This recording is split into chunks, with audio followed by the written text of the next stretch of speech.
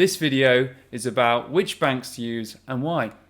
Yeah, so guys, just a quick video to say we personally use Barclays bank account, and the reason being is because they don't limit the online transactions that you can do. Yeah. We've both before used different banks, and both of them have a limit.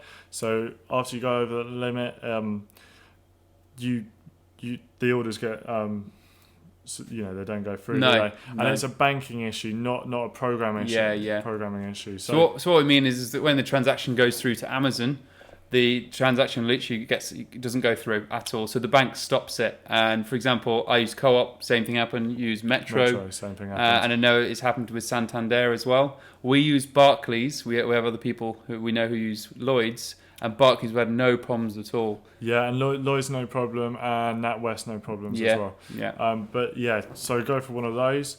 Also, it is a big issue than you think, because EasySync, your middleman program, won't tell you, because as I say, it's a banking issue, not a programming issue.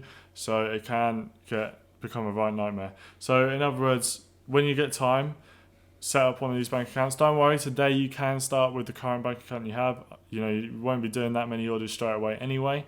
But just bear that in mind. Yeah. And as you get further down the line, then upgrade to a business bank account.